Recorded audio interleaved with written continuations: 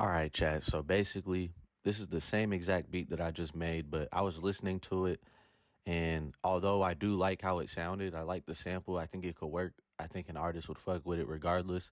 But just, as a producer, I know when like I can hear a beat I made, or even in general, any beat that I hear, especially when it comes to samples, and I'm like, you know what?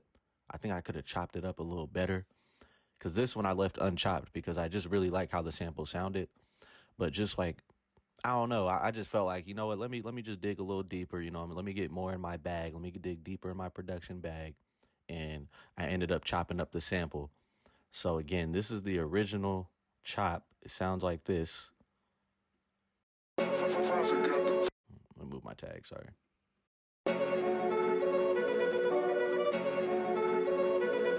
So of course that's what you've been hearing this whole time. But I wanted to chop it up, so now it sounds like this.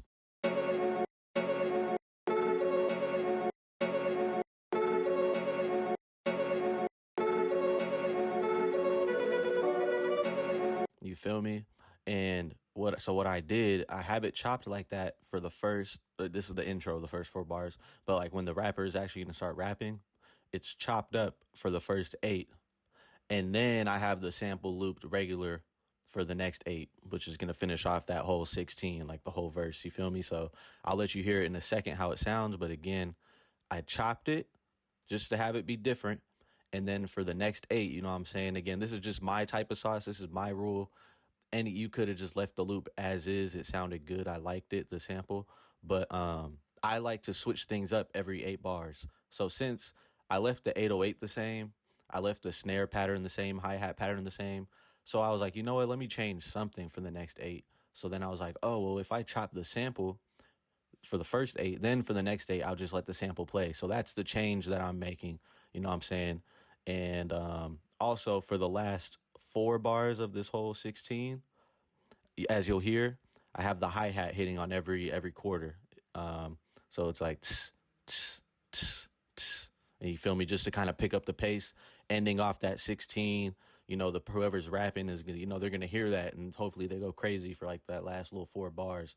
Just as a listener, it's gonna sound hard. So I'm gonna stop all the talking. I just want to explain the little changes I made, and now you can let me know how it sounds, because I feel like it's more fire and the beat is way harder. That I just kind of made these little adjustments, and you can do that as a producer. You know what I'm saying? Like, don't be afraid to like after you make a beat, it could be like a little rough draft. You know what I'm saying? This is what writers do. They might write a rough draft, then they hear it or reread what they wrote, and then you're like, you know what? Let me make some changes. There's nothing wrong with that. You feel me? There's also nothing wrong with as far as production, if the beat is fine, the way you make it. You feel me? Like, especially if you're in the studio and let's say I just made the beat how I did and the artist just liked it, looped. You feel me? Like, let him rap on it. If he's vibing to it, like, no need to, go crazy. But for this one in particular, this is just what my mind was hearing. I was like, I kind of like if I would have chopped it.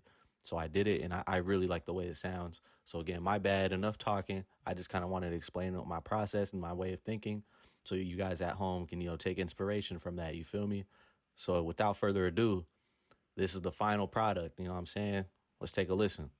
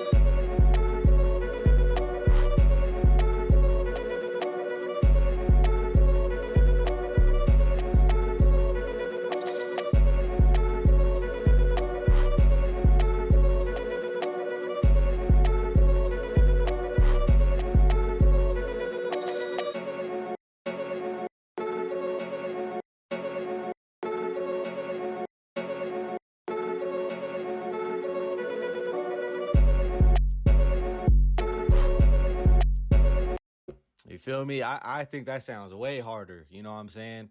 Again, now that you kind of I spoke on what I did and now you heard it and I know you feeling what I'm you feel me feeling you feel me. So what's it called again? That chop just it makes a huge difference from you feel me just hearing this.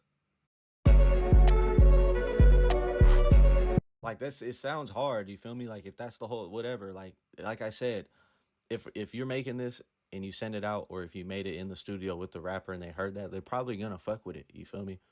But since I'm just here alone in my bedroom, and I was like, you know what? It's gonna sound better if I chop it, and I can have that. I like to change shit from 8 bars to 8 bars just to give the listener, so the listener doesn't get bored, and it might inspire the rapper to be like, ooh, I like how the beat kind of picked up here. Now I'm gonna get him, even in my bag. You feel me? Deeper in my rapper bag, and I'm gonna spit crazy on this next little eight. Then I'm gonna calm down again, say some light shit, then bam, hit him with some crazy bars again, or change the flow up. You feel me? That's the type of stuff.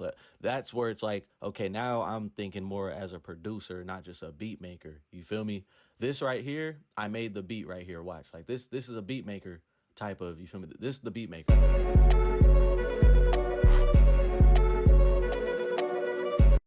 Still sounds hard, but this is a producer.